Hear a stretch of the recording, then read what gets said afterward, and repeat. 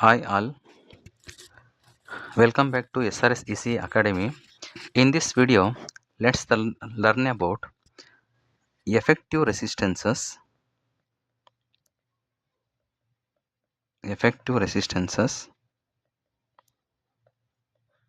current and voltage. In that, we have to learn about equivalent resistances connected in series and equivalent resistances connected in parallel.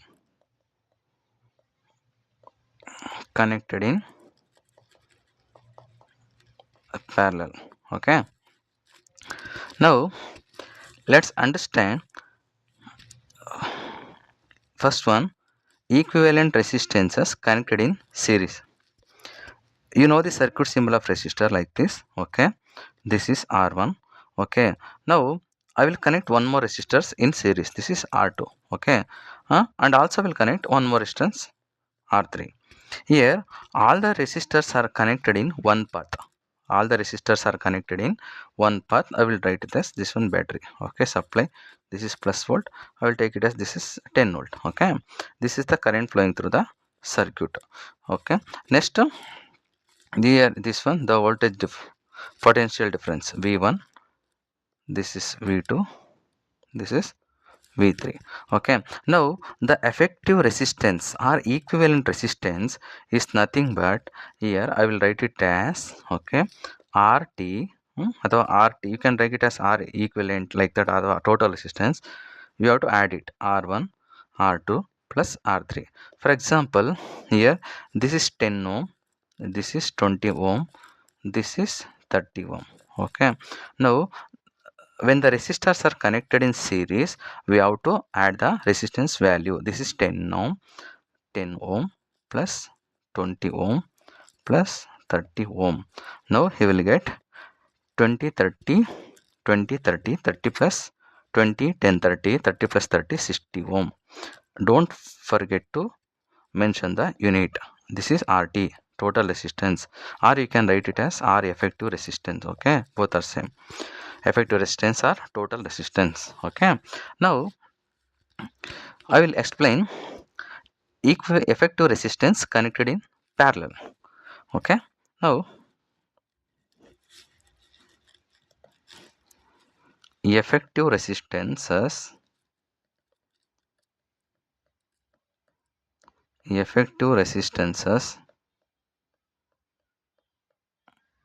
connected in parallel. Here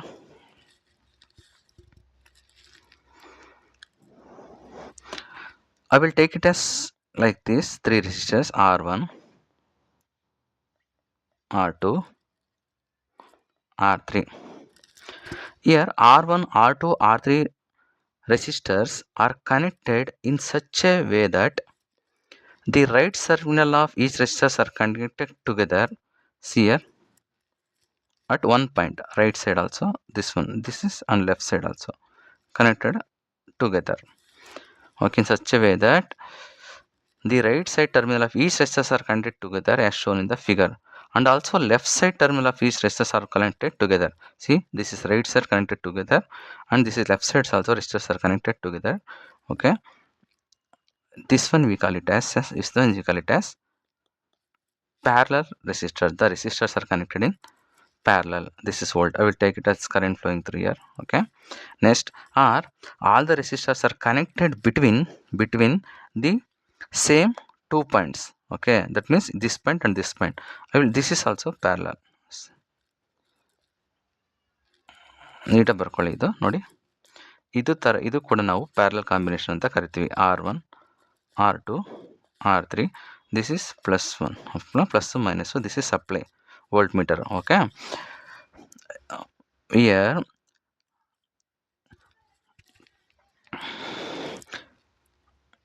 the three resistors are connected in such a manner the right side terminal of each resistors are connected together, this one, and left side terminal of each resistor are connected together. Then we will connect it to the volt supply. Okay. And what is the equation to find out the effective resistance? ಏನಂತಂದ್ರೆ 1 by R effective ಅಥವಾ R total ಅಂತ ಏನಾದ್ರು ತಗೊಳ್ಳಿ, ನೀವು ನಿಮ್ಮ ಇಷ್ಟ ಅದು ಬರ್ಕೋಬೋದು ನೋಡಿ. 1/R1 plus 1/R2 plus 1/R3. ಈಗ ಫಾರ್ ಎಕ್ಸಾಂಪಲ್ಲು ಇಲ್ಲಿ ಇತ್ತಂದರೆ, ಈಗ R1 ನಾನು 10 ಓಮ್ ಅಂತ ತಗೋತೀನಿ, 10 ಓಮು, ಇದು 20 ಓಮು ಅಥವಾ ಇದನ್ನು 40 ಓಮ್ ಅಂತ ತಗೋತೀನಿ. Is equal to 1/10 ohm plus 1/20 ohm plus 1/40 ohm is equal to year. ಮತ್ತು ನಿಮಗೆ ನೀವು ಕ್ಯಾಲ್ಕುಲೇಟ್ರಲ್ಲಿ ಅದನ್ನು ಸಾಲ್ವ್ ಮಾಡ್ಕೊಳ್ಳಿ, ಅಥವಾ LCM ಏನಾದ್ರು ಕಂಡುಹಿಡ್ಕೊಂಡು ಸಾಲ್ವ್ ಮಾಡ್ಕೋತೀರ ಅಂತಂದರೆ ನೀವು ಹಂಗೆ ಬೇಕಾದರೂ ಮಾಡ್ಕೋಬೋದು. ಆದರೆ ನಿಮಗೆ ಸೈಂಟಿಫಿಕ್ ಕ್ಯಾಲ್ಕುಲೇಟರ್ ಹಲೋ ಇರೋದ್ರಿಂದ ನೀವು ಕ್ಯಾಲ್ಕುಲೇಟರ್ನ ಯೂಸ್ ಮಾಡಿ. 1/10 ಅಂತಂದರೆ ನಿಮಗೆ 0.10 ಪ್ಲಸ್ಸು ನೆಕ್ಸ್ಟು 1/20 ಅಂತಂದರೆ 0.050 ಪ್ಲಸ್ 1/40 ಅಂತ ತಗೊಂಡ್ರೆ 1/40 ಅಂತ ತಗೊಂಡ್ರೆ ನಿಮಗೆ 0.025 2 ಡಿಜಿಟಾರು ತೊಗೊಳ್ಳಿ ಅಥವಾ 3 ಡಿಜಿಟ್ಸಾರು ತೊಗೊಳ್ಳಿ. Okay. Next is equal to ಇಲ್ಲಿ ಈಗ ನಾವೇನು ಮಾಡಬೇಕಂತಂದರೆ, ಇಲ್ಲಿ 0.10 plus 0.050 plus 0.0250. okay, you will get the answer as 0.175. Okay, ಇಷ್ಟು ಬರುತ್ತೆ. ಇದು ನಾವು ನಮಗೆ 1/R ಎಫೆಕ್ಟಿವ್ ಅಲ್ವಾ, ಇದು ನಮ್ಗೇನು ಮಾಡಬೇಕಂದ್ರೆ ಇದನ್ನು ಇನ್ವರ್ಸ್ ಅಂತ ತಗೋಬೇಕು. ಕ್ಯಾಲ್ಕುಲೇಟ್ರಲ್ಲಿ ಆನ್ಸರ್ನ ಇನ್ವರ್ಸ್ ಮಾಡಿದ್ರೆ ನಮ್ಗೇನು ಬರುತ್ತೆ ಅಂತಂದರೆ ಆನ್ಸರು ನಮಗೆ 5.7 ಓಮ್ ಅಂತ ಬರುತ್ತೆ. 5.7 ಓಮ್ R ಎಫೆಕ್ಟಿವ್. ಓಕೆ, ನಾನು ಇದನ್ನು ಆ್ಯಡ್ ಮಾಡಿಕೊಂಡು ಇದನ್ನೇ ಇನ್ವರ್ಸ್ ಮಾಡಿದ್ರೆ ನಮಗೆ 5.714 2 ಡಿಜಿಟ್ಸ್ ಬರೀರಿ. 5.7 ಓಮ್ ನಮಗೆ ಎಫೆಕ್ಟಿವ್ ರೆಸಿಸ್ಟೆನ್ಸು ಬರುತ್ತೆ. ಆ್ಯಂಡು ಒಂದು ಯಾವಾಗಲೂ ಏನಂತ ಜ್ಞಾಪಿಟ್ಕೊಳ್ಳಿ ಅಂತಂದರೆ ನೋಡಿ, ವೆರಿ ವೆರಿ ಇಂಪಾರ್ಟೆಂಟ್ ನಿಮಗೆ ಇದು ಆನ್ಸರ್ ಹೆಂಗೆ ಅಂತಂದರೆ, ಒಂದು ಇಂಪಾರ್ಟೆಂಟ್ ಪಾಯಿಂಟ್ಸ್ ಕೊಡ್ತೀನಿ. ಯಾವ ಥರ ಮಾಡಬೇಕು, when resistors are connected in series, when resistors are connected in series,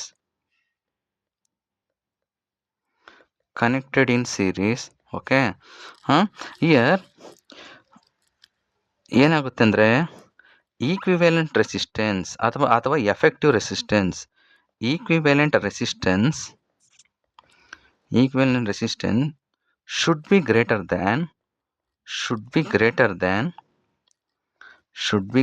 than largest resistor.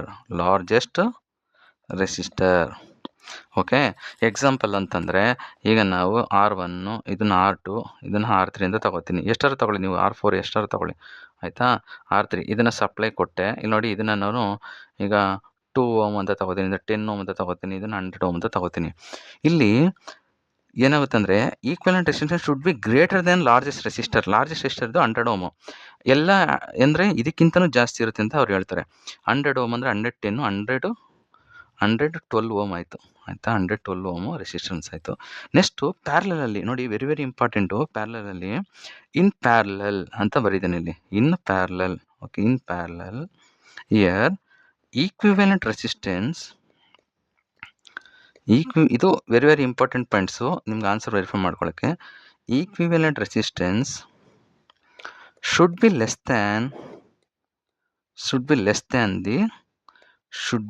than the smallest resistor, for example ನೋಡಿ, ಈಗ ಫಾರ್ ಎಕ್ಸಾಂಪಲು ಈಗ ಒಂದು ಎಕ್ಸಾಂಪಲ್ ಕೊಡ್ತಾರೆ ನಿಮಗೆ. ಇದು R1, ಇದು R2, ಇದು R3, ಇದು ನಾನು 10 ಓಮ್ ಅಂತ ತಗೊಂಡೆ, ಇದನ್ನು ನಾನು 20 ಓಮ್ ಅಂತ ತಗೊಂಡೆ, ಇದನ್ನು 5 ಓಮ್ ಅಂತ ತಗೊಂಡೆ, ಆಯಿತಾ. ಇದನ್ನೇನು ಮಾಡ್ತೀನಿ, ಇದನ್ನು ನಾನು ಇಲ್ಲಿ ಬಂದುಬಿಟ್ಟು ಸಪ್ಲೈ ಕನೆಕ್ಟ್ ಆಗಿರ್ತೀನಿ. ನಿಮಗೆ ಎಫೆಕ್ಟಿವ್ ರೆಸಿಸ್ಟೆನ್ಸ್ ಎಷ್ಟು ಬರಬೇಕಂತಂದರೆ, ಇದರ ಸ್ಮಾಲೆಸ್ಟ್ ರೆಸಿಸ್ಟರ್ಸ್ ಏನು 5 ಓಮ್ ಇದೆ. ಆನ್ಸರ್ ನಿಮಗೆ 5 ಓಮ್ಗಿಂತ ಕಮ್ಮಿನೇ ಬರುತ್ತೆ. ಇದ್ರ 5 ಓಮ್ಗಿಂತ ಕಮ್ಮಿನೇ ಬರುತ್ತೆ ಆನ್ಸರು. ಇದು ಆಯಿತಾ. ನಿಮಗೆ ಅದು ಜಾಸ್ತಿ ಬಂದಿದೆ ಅಂತಂದರೆ ನಿಮ್ಮ ಆನ್ಸರ್ ತಪ್ಪಿದೆ ಅಂತ ನೀವು ವೆರಿಫೈ ಮಾಡ್ಕೋಬೇಕಾಗುತ್ತೆ. Okay, you have to verify your answer. Okay, equivalent resistance should be less than the smallest resistor. The smallest resistor. Okay, so and let's solve some problems. ಅದಕ್ಕೂ ಮುಂಚೆ ಈಗ ರೆಸಿಸ್ಟರ್ಸ್ ಹೆಂಗೆ ಕನೆಕ್ಟೆಡ್ ಆಗಿದೆ ಏನು ಅಂತ ನಾನು ನಿಮಗೆ ತೋರಿಸ್ತೀನಿ. ಓಕೆ, ನೋಡಿ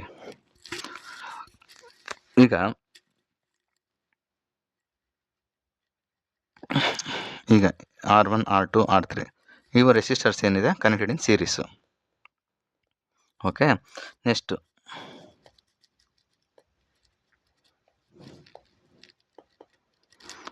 R1 R2 ಇದು ಪ್ಯಾರಲಲ್ ಆಗಿದೆ, ಆಯಿತಾ, parallel. Next series parallel combination, series and parallel combination, series and parallel combination. Okay, series and parallel combination ಅಂದರೆ ನೋಡಿ, ಇದು R1,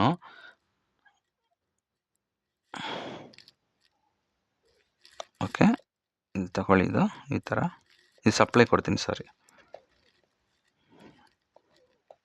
ಇದು ಪ್ಲಸ್ಸು ಯಾವಾಗಲೂ ಜಾಸ್ತಿ ಇರುತ್ತೆ, ಈ ಥರ, ಇದು ಪ್ಲಸ್ಸು, ಇದು ಪ್ಲಸ್, ಇದು ಮೈನಸ್, ಇದು ನೆಗೆಟಿವ್. ಓಕೆ, ನೋಡಿ R1 ಇದು R1, ಇದು R2, ಇದು R3, R4. ಇಲ್ಲಿ these R2 and R3 resistors on series. ಇದ್ರ ಫಸ್ಟ್ ಎಫೆಕ್ಟ್ ರೆಸಿಸ್ಟೆನ್ಸ್ ಕಂಡುಹಿಡ್ಕೋಬೇಕು. ಇದ್ರ ಬಂದಂಥ ಆನ್ಸರ್ಗೆ you combine these two resistance R2 plus R3, then you will get one resistance value. Then these two resistors are in parallel. These two resistors are in parallel. Okay, then this resistors and the effective resistance of this one, and it will be in series. Okay, ಈ resistance ಏನು value ಬಂತು ಇದಕ್ಕೆ series ಆಗಿರುತ್ತೆ. ಅವಾಗ ನೀವು series ರೆಸಿಸ್ಟೆನ್ಸ್ನ ಕಂಡುಹಿಡ್ಕೋಬೇಕಾಗುತ್ತೆ. ಈಗ ನಾವು ಒಂದು ಪ್ರಾಬ್ಲಮ್ನ ಸಾಲ್ವ್ ಮಾಡುವ.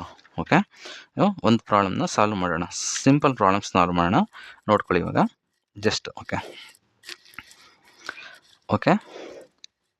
ಈ ಥರ ಕೊಡ್ತಾರೆ ನಿಮಗೆ ಸಿಂಪಲ್ ಪ್ರಾಬ್ಲಮ್ಸ್ ಅರ್ಥ ಮಾಡ್ಕೊಳ್ಳಿ. ಆಮೇಲೆ ಯಾವುದೇ ದೊಡ್ಡ ಪ್ರಾಬ್ಲಮ್ ಕೊಟ್ಟರು ನೀವು ಸಾಲ್ವ್ ಮಾಡ್ತೀರಾ. ಓಕೆ, ಆ ಥರ ನಾನು ನಿಮಗೆ ಹೇಳ್ಕೊಡ್ತೀನಿ. ಓಕೆ, ಈ ಥರ ಕೊಡ್ತಾರೆ ನಿಮಗೆ. ಒಂದು ಎಕ್ಸಾಂಪಲ್ ತೋರಿಸ್ತೀನಿ, ನಿಮ್ಮ ಪುಸ್ತಕದ ಎಕ್ಸಾಂಪಲು. ಆಮೇಲೆ ಎಕ್ಸಾಂಪಲ್ ಕಲೀರಿ. ಆಮೇಲೆ ನಿಮಗೆ ಎಕ್ಸಾಮ್ದು ಮಾಡಲ್ ಕ್ವಶನ್ ಪೇಪರ್ ಆಗಿರ್ಬೋದು, ಓಲ್ಡು ಕ್ವಶನ್ ಪೇಪರ್ದು ಪ್ರಾಬ್ಲಮ್ಸ್ ಎಲ್ಲ ಸಾಲ್ವ್ ಮಾಡ್ಬೋದು, ಯಾವ್ದಾದ್ರು ಸಾಲ್ವ್ ಮಾಡ್ಬೋದು, ಏನು ತೊಂದರೆ ಇಲ್ಲ. ಈಗ ಈ ಥರ ಬರೆಯುವ. In the below circuit problems,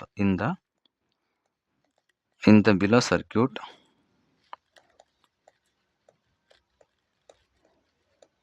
the resistors R1 and R3 are all connected together in series between point A and B with a common current,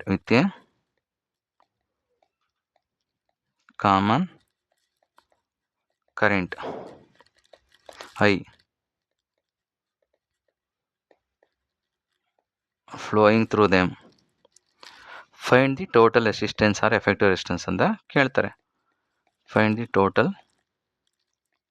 resistance in the below circuit ಅವರೇ ಕೊಟ್ಟವ್ರೆ, ನೋಡ್ಕೊಳ್ಳಿ. ಈ ಥರ ಕೊಟ್ಟಿರ್ತಾರೆ. R1 R2 R3, R1 R2 R3, ಇದು 1 kilo ಓಮು, ಇದು 2 kilo ಓಮು, ಇದು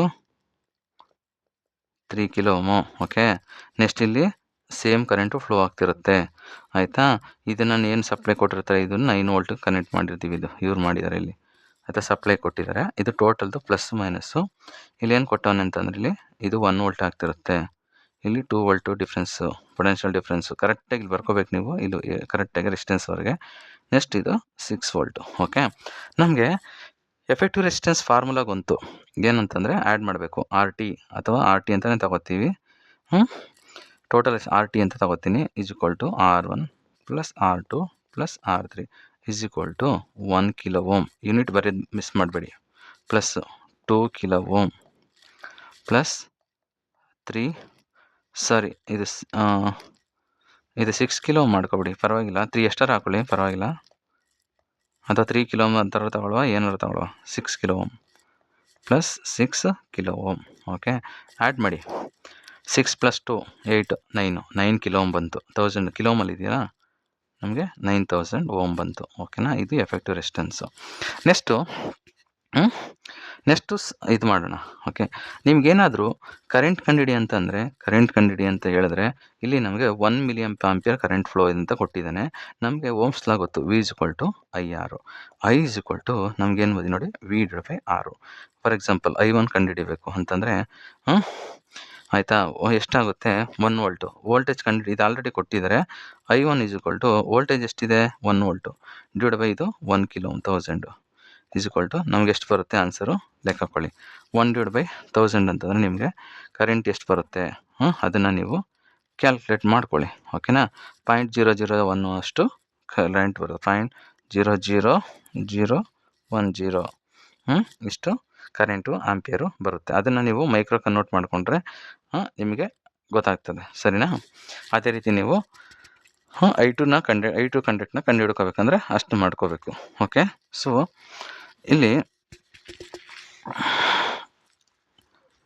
ಅಂದರೆ ನಿಮ್ಗೆ ಕರೆಂಟ್ ಅಷ್ಟೇ ಬರುತ್ತೆ. ಆ್ಯಕ್ಚುಲಿ ಎಷ್ಟು ಬರುತ್ತೆ ಅಂತಂದರೆ, the current flowing through the conductor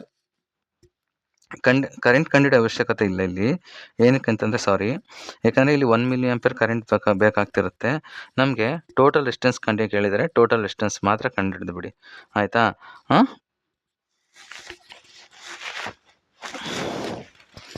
so ನಮಗೆ ವೋಲ್ಟೇಜ್ ಬೇಕಂತಂದರೆ, ಇಲ್ಲಿ ವೋಲ್ಟೇಜ್ ಬೇಕಲ್ವಾ, ವೋಲ್ಟೇಜ್ ಕಂಡುಹಿಡಿಬೇಕಂತಂದರೆ V = 1 milliampere into 1 kilo ohm. ಅದನ್ನು ಎಷ್ಟು ಅಂತ ಬರೀರಿ. ನೆಕ್ಸ್ಟ್ ಸೆಕೆಂಡ್ ಒನ್ನು V = 1 milliampere into 2 kilo ohm. ಎಷ್ಟು ಬರುತ್ತೆ ನೋಡಿ, 2 ವೋಲ್ಟ್ ಬರುತ್ತೆ. Next = 1 milliampere into 6 kilo ohm. ಅದೇನು ಬರುತ್ತೆ ನಮಗೆ 6 ವೋಲ್ಟ್ ಬರುತ್ತೆ. ಇದು current flowing through the conductor. ಇದು 1 ಮಿಲಿ ನೋಡಿ, ಅಷ್ಟೇ ಬಂತು ನಮಗೆ, 1 ಮಿಲಿಯಂಪಿಯರೇ ಬರುತ್ತೆ. ಆಯಿತಾ, 1 ಮಿಲಿಯಂಪಿಯರು ಅಷ್ಟೇ ಬರುತ್ತೆ ಕರೆಂಟು. ಎದ್ದು ಮಾಡಿಕೊಂಡ್ರೆ ಅಷ್ಟೇ ಬರುತ್ತೆ. ನೆಕ್ಸ್ಟ್ ಬಂದು ಇವಾಗ ಇನ್ನು ಎಕ್ಸಾಂಪಲ್ನ ಪ್ರಾಬ್ಲಮ್ನ ಸಾಲ್ವ್ ಮಾಡುವ. ನೆಕ್ಸ್ಟು ಪ್ರಾಬ್ಲಮ್ ಸಾಲ್ವ್ ಮಾಡ್ತೀನಿ ನೋಡಿ. Next find the total resistance. ಆಯಿತಾ, resistors are connected in series. Find the total resistances RT of following resistors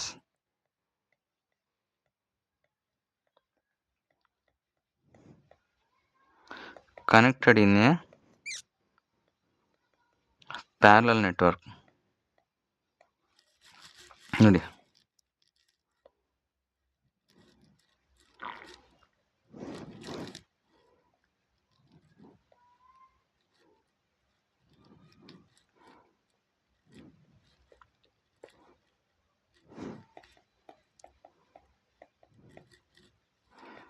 A B plus minus. ಇದು R1 ಎಷ್ಟಿದೆ, ಇದು 200 ಓಮು, ಇದು 470 ಓಮು, ನೆಕ್ಸ್ಟು 220 ಓಮು. ಓಕೆ, ನಮಗೆ ಎಫೆಕ್ಟಿವ್ ರೆಸಿಸ್ಟೆನ್ಸ್ ಅಂದರೆ ಏನು ಗೊತ್ತು, ಫಾರ್ಮುಲಾ RT = ಇದೇನಿದು ಹಿಂಗೆ ಬಂದ್ಬಿಡ್ತು,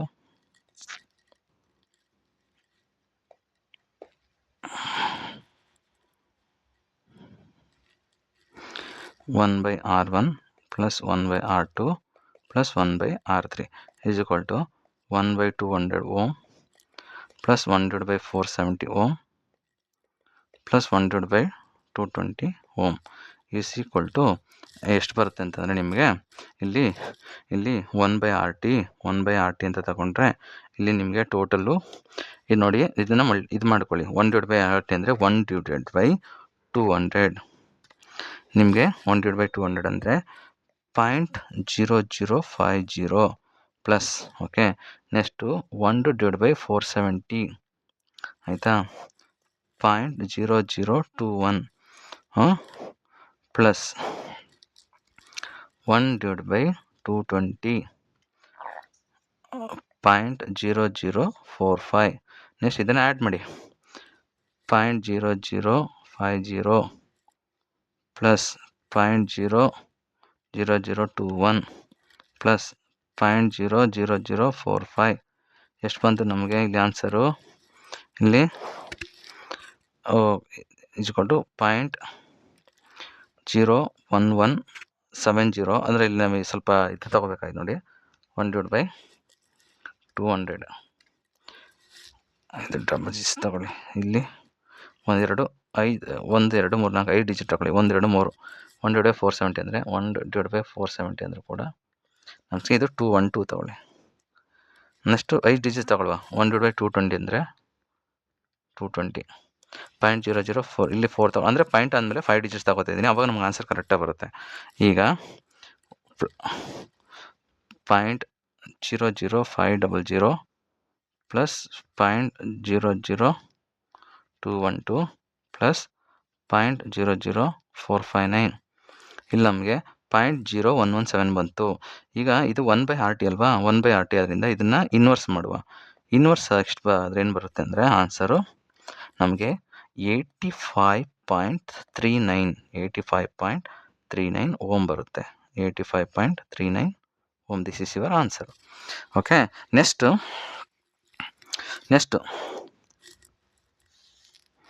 ಈಗ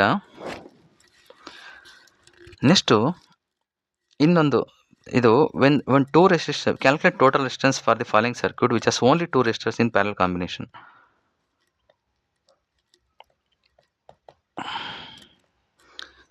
R1 R2 ಇದು ಪ್ಲಸ್ಸು ಮೈನಸ್, ಇದು 12 ವೋಲ್ಟು ಆಯಿತಾ. ಇಲ್ಲಿ ಕರೆಂಟ್ ಫ್ಲೋ ಆಗ್ತಿರುತ್ತೆ. ಇದು ಎ ಟರ್ಮಿನಲು, ಬಿ ಟರ್ಮಿನಲು. ಈಗ 2 ರೆಸಿಸ್ಟರ್ಸ್ ಇದೆ. ಇದು ಬಂದು 22 ಕಿಲೋ ಓಮು 47 ಕಿಲೋ ಓಮು. ಓಕೆ, ಈಗ when the 2 resistors are connected in parallel ನಮಗೆ ಫಾರ್ಮುಲಾ ಗೊತ್ತು. ಏನು?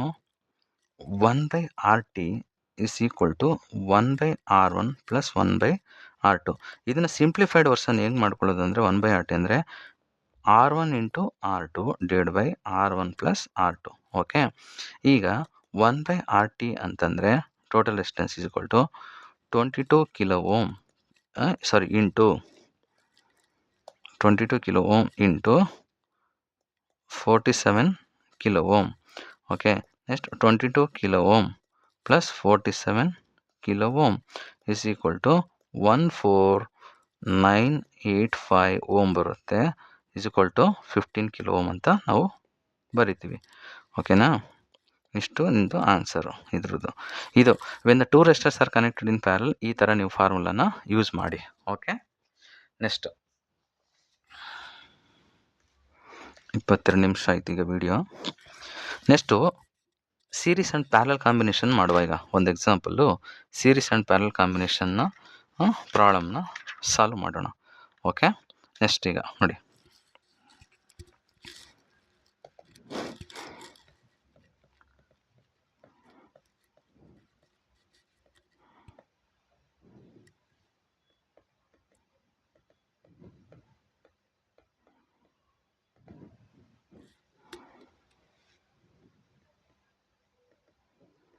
series and parallel resistances series and parallel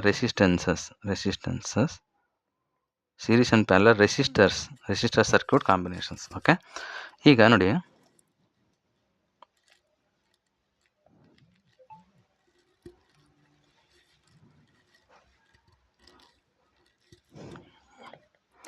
R1 R2 R3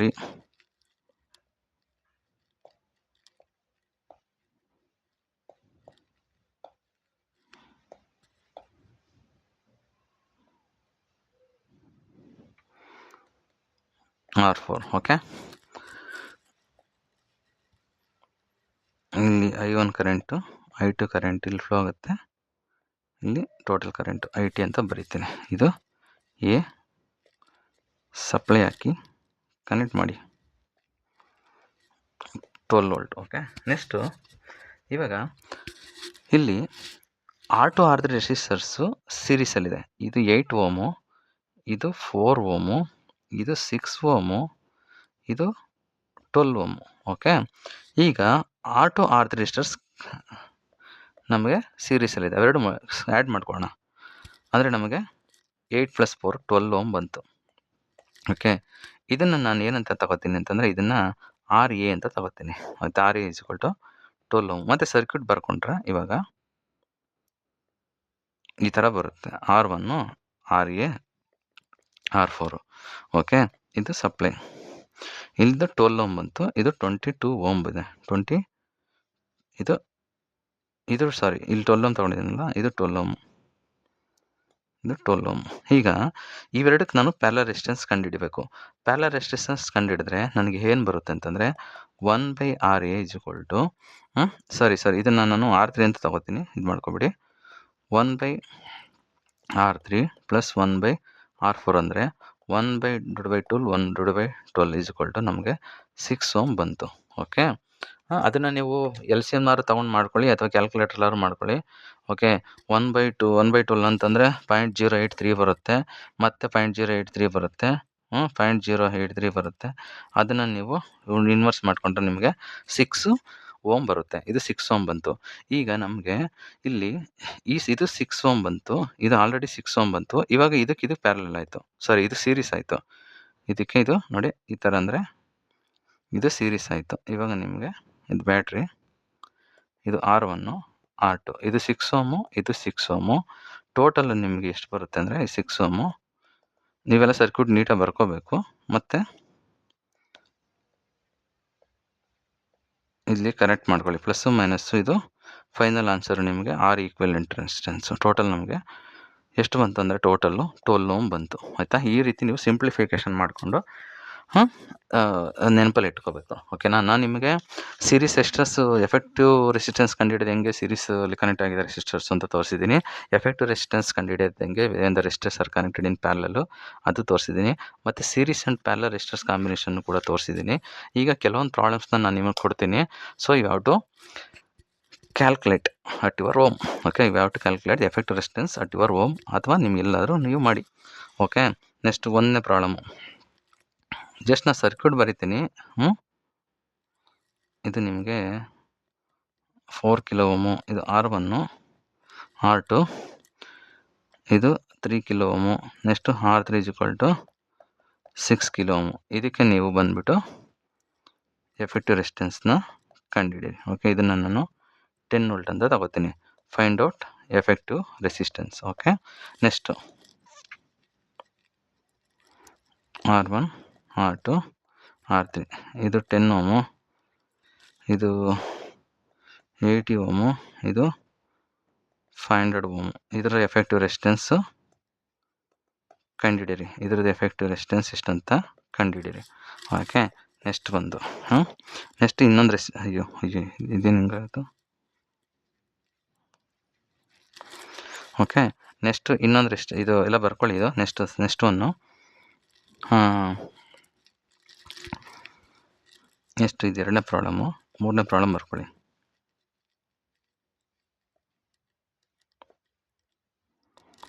ಇದು ಬಂದು R1 R2 R3 R4, ಇದು 8 ಓಮು, 10 ಓಮು, 12 ಓಮು, 16 ಓಮು. ಆಯಿತಾ? ಇದು ಬರ್ಕೊಳ್ಳಿ ಇವಾಗ. ನೆಕ್ಸ್ಟು ಇನ್ನೊಂದು ಕೊಡ್ತೀನಿ, 4ನೇದು.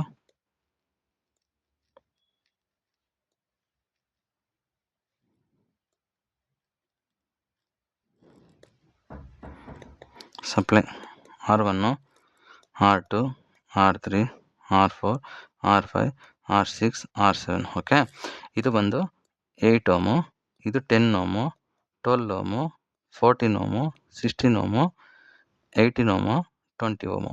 ಇದಕ್ಕೆ ಎಫೆಕ್ಟಿವ್ ರೆಸಿಸ್ಟೆನ್ಸ್ನ ಕಂಡುಹಿಡಿಯಿರಿ. ಹೇಳ್ತೀನಿ ನೋಡಿ. 8, 10, 12 ಓಮು, 14, 16, 18, 20 ಓಮು. ಇದಕ್ಕೆ ಎಫೆಕ್ಟಿವ್ ರೆಸಿಸ್ಟೆನ್ಸ್ನ ಕಂಡುಹಿಡಿ. Okay, thank you so much for your time. ಈಗ ಎಲ್ಲವೂ ಕೂಡ ನಿಮ್ಮದು week 3 series and parallel circuits ಆಯಿತು. ಈಗ ಬರೋದಾದರೆ ನಿಮಗೆ ಲ್ಯಾಬಲ್ಲೂ ಕೂಡ ಎಫೆಕ್ಟಿವ್ ರೆಸಿಸ್ಟೆನ್ಸ್ ಕಂಡುಹಿಡಿದೆ ಅಂತ ಹೇಳ್ತಾರೆ. ನೀವು ಇದೆಲ್ಲ ಗೊತ್ತಿರೋ ನೀವು ಆರಾಮಾಗಿ ಕಂಡುಹಿಡ್ಕೋಬೋದು. ಜಸ್ಟ್ ರಿವ್ಯೂ ಕ್ವಶನ್ಸ್ ನೋಡೋಣ. Illustrate series and parallel circuits with circuit diagram, ಅದು ಎಕ್ಸ್ಪ್ಲೈನ್ ಮಾಡಿದ್ದೀನಿ. ನೆಕ್ಸ್ಟ್ ಬಂದು determine the equivalent resistance of series resistive circuit, ಅದು ಕೂಡ ಎಕ್ಸ್ಪ್ಲೈನ್ ಮಾಡಿದ್ದೀನಿ, ತೋರಿಸಿದ್ದೀನಿ. Determine the equivalent resistance of parallel resistive circuits, ಅದು ಕೂಡ ಹೇಳಿದ್ದೀನಿ. Determine the equivalent resistance of resistors connected in series parallel combination by considering relevant circuit, ಅದು ಕೂಡ ನೋಡಿ ಇವಾಗ ತಾನೇ ಎಕ್ಸ್ಪ್ಲೈನ್ ಮಾಡಿದ್ದು ಇದೇ ವಿಡಿಯೋದಲ್ಲಿ. ಈಗ ಇನ್ the next video I am starting AC fundamentals. Okay, so this is very very important. All the units are very very important. I will explain technically. along with real time examples. Okay, then you can understand easily.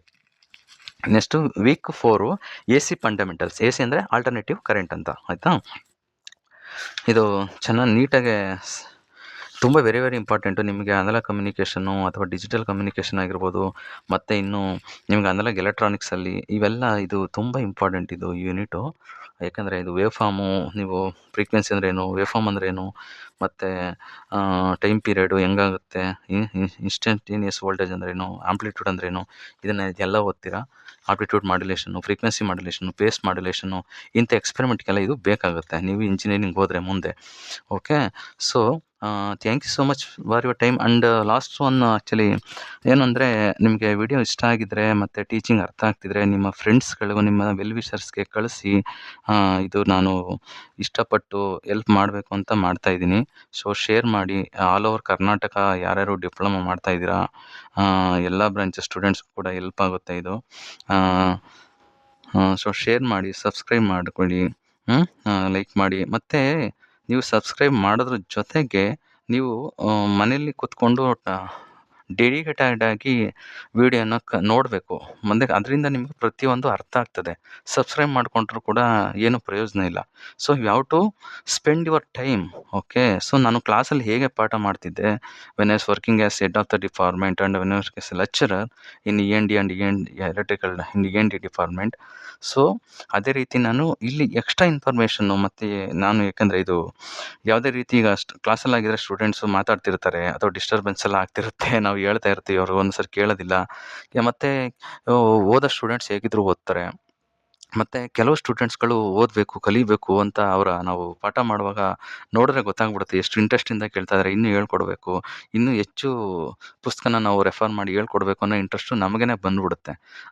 So I like those students. Okay, so thank you so much for your time. Let's meet in the next video. All the best for your learning. Bye.